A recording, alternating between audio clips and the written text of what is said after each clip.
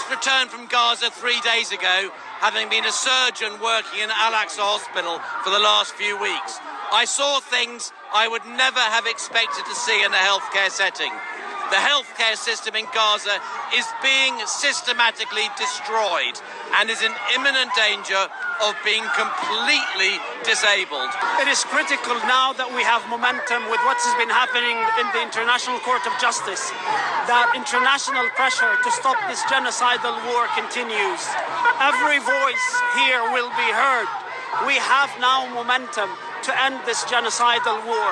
I felt like if I wanted to be anywhere today on this global day of solidarity and protest, I wanted to be in London, because I think this is the origin of the occupation. It's the origin of hopefully the solution to the occupation.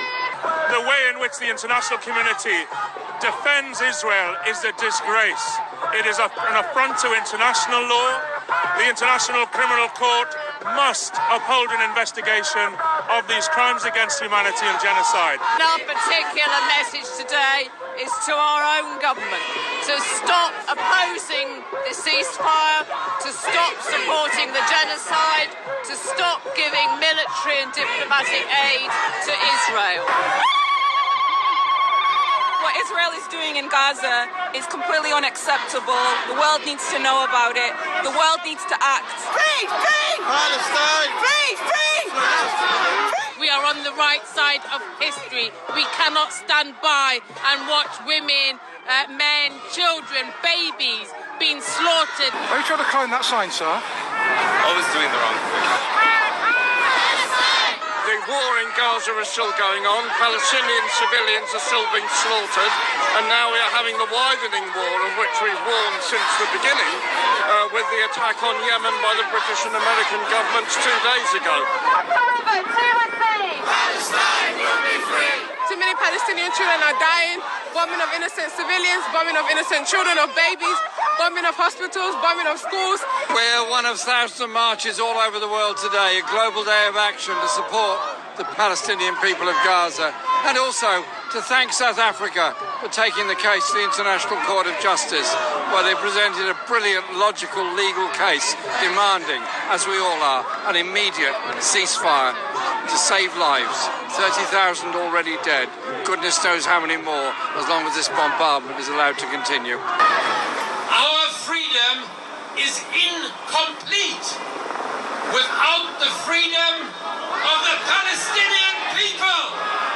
We have to continue every single day protesting, demonstrating, demanding that our government stop selling weapons to Israel, demanding that our government calls for an immediate ceasefire in Gaza, is because every single day that we don't, another 247 people will be killed. Let's remind those in power that our commitment to the truth is unwavering. 153 countries voted for ceasefire, and it's evident by the hundreds of thousands of people that have come out, the millions across the world today in over 40 countries and 120 cities across the world. We campaign for the truth, but we campaign also for justice. And you know, it is true. It is true. There'll be no justice until there's a ceasefire and there's peace.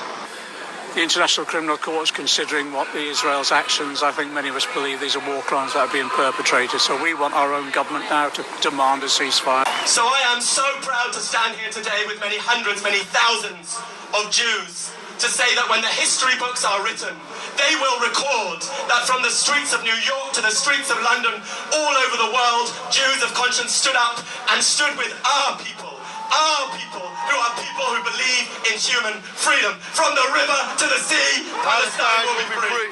Our world is not organised around principles of justice. Our world is organised around centuries of Western domination of others. And it's those centuries of Western domination that saw the Americas brutalized and colonized, that saw Africa and Asia brutalized and colonized. And today it's that same colonial history that sees the Palestinian people murdered in their thousands, in their tens of thousands, by the most awful ideology that we have to defeat, the idea that some lives matter more than others. Coming onto the streets shows the people in Gaza they are not alone.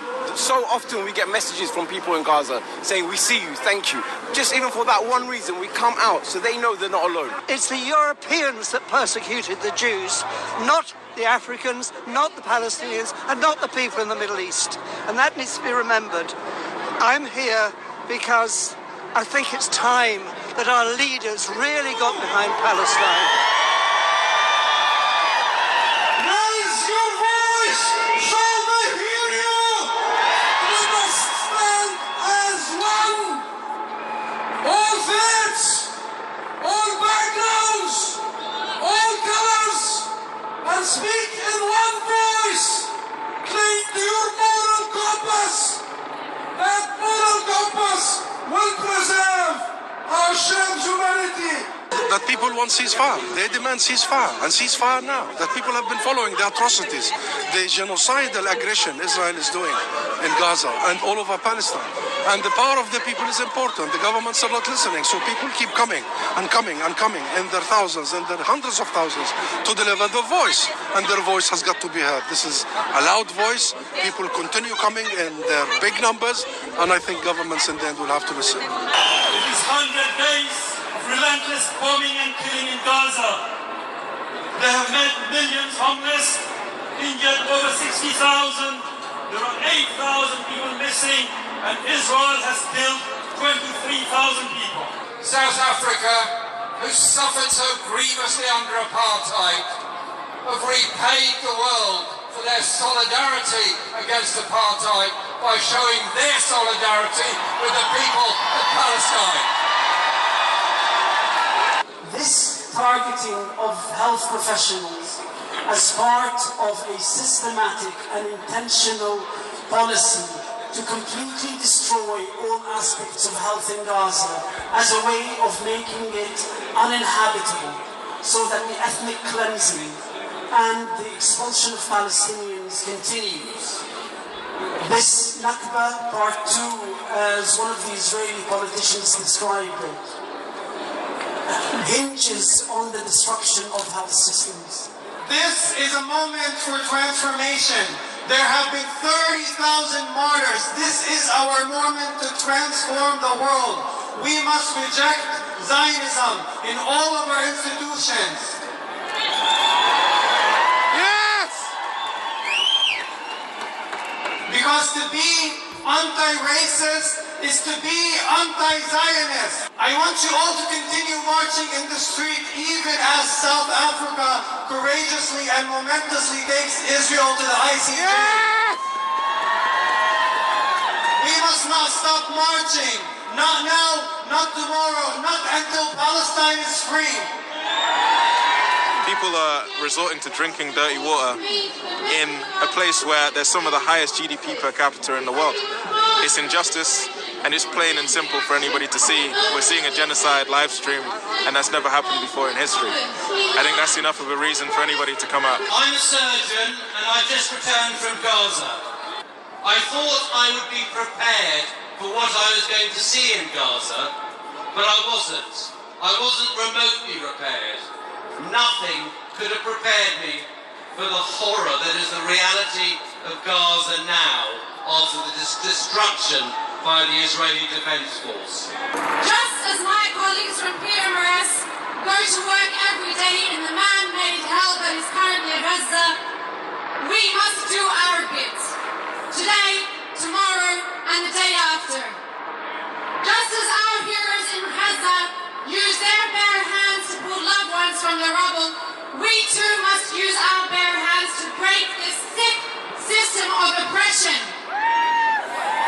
I want you all to remember health workers for Palestine and go on our Instagram and vote through the link for the Nobel Peace Prize for health workers in Gaza. We have doctors who have just returned from Gaza, Professor Nick Maynard, Dr. James Smith, many others, and Gazan doctors themselves who are here, all united in that simple message. We, as healthcare workers, completely deplore the continual targeting of healthcare facilities and doctors. It is unacceptable. This is war crimes beyond war crimes, and we will not allow the Israelis to continue to continue this genocide, and we will continue to stand and protest, and we can speak up, we can write to our MPs, we can make our voices heard in our workplaces, in our homes, in the streets of London and the streets of the world.